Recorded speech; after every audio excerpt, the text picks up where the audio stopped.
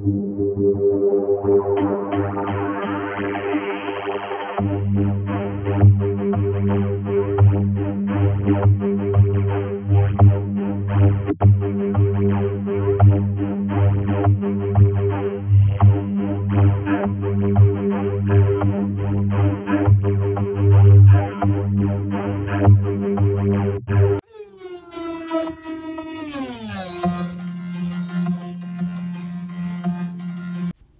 and kings, welcome again to another video. Thank you so much for coming back and for your support. Cannot ignore the happenings of today, IEC versus MK, in the appeal for Zuma's candidacy ruling by electoral court. So today it became apparent that IEC really doesn't seek clarity on the ruling of the electoral court, but they just wanted to enter into the arena of politics and become another political party, because now for them to really appeal Jacob Zuma's candidacy standing, it doesn't really make sense. I think it is apparent that they really want and seek clarity on one candidate, and IEC seem to have vested interest in this case. I have made a video earlier on, I'll attach it here, about where I ask what interest does IEC have in this case, but yeah, it shows they have vested interest. And today we find out that there was an amended affidavit regarding this, because remember, they were so hastily running to appeal this without a judgment from electoral court. There was only an order that was issued, but the full judgment was not yet issued. But yeah, so now there was an amended affidavit, because they knew that they were jumping the gun, and there was no need for that, because the next coming elections are so far in terms of them saying they seek clarity. But yeah, I am not a legal analyst. Here is Mpumelelo ZIkalala explaining and giving us a bit of understanding with regard to the laws of this country.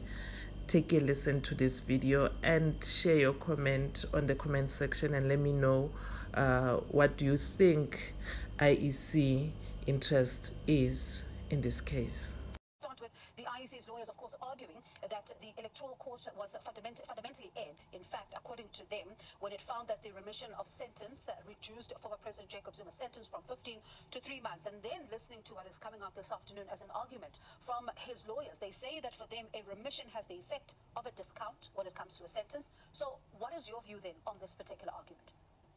Good evening, Mangat, and also to our viewers. I think it's important to look at how the text is written if you look at the certain powers. Firstly, let's look at the powers which are available to these two entities.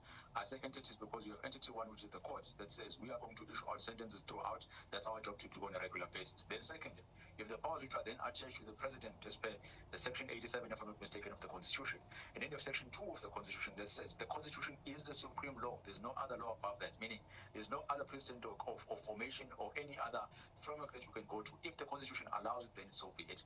So the contention which I would sway towards would be to say the president does have powers to exercise his powers in terms of the Constitution, and if those powers equal a remission, then so be it. Now go back to the remission and what it exactly says. Look at what is written within the particular context. It talks about pardon, it talks about remission, it talks about all the other things that are there, all in one sentence, giving the impression that the drafters of the legislation or of the Constitution knew that these are going to have different impacts and different results depending on how it is applied. Now, on a basic definition of what it means to remit, it means to take away. Now, if a certain portion of a person's sentence it is then taken away, then it can't be said that the person has served with particular sentences. It does not say anything about whether the person is going to apply for the duration or the serving of the particular sentence. So to me, once the president has issued their powers as per the Constitution, whatever sentence which was issued by the court, then, or whatever amount is then taken away by the remission of the president. So if it does not fit in within the 12 months which has been identified, then the former president would be allowed to go and his name would appear in the list that is going to go to the national. So basically, if the law allows for a discount, what he's saying is let it be a discount, because that's the constitution allows for that. And what's the use of giving the president the highest power if it's going to be reduced? Why would the president be given such a power, and then when there's an appeal or there is a clarity, now that decision needs to be taken and be reduced to be the lowest decision below the Concord, the apex court? Okay, let's take a listen to this final video. As you say, you remit, you take away. So does it mean then that it puts the sentence at 3 months instead of the original 15 months?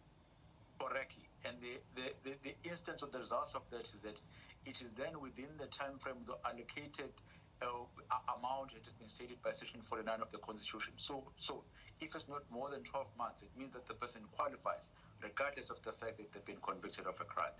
I am happy that these issues are elevated and are highlighted, because today we can be negative and say because it's Zuma, it's okay. But remember, this affects you. This affects everyone. Like I've said on that video, this affects everyone. Today it's Zuma, tomorrow it's me, tomorrow the other day it will be you, your family member or whoever, and you'll expect the country to stand with you in that regard. But I am so happy that we are learning, and we really need to empower ourselves with such information. Thank you so much for watching. Keep on liking and sharing the video, and remember to comment. Thank you.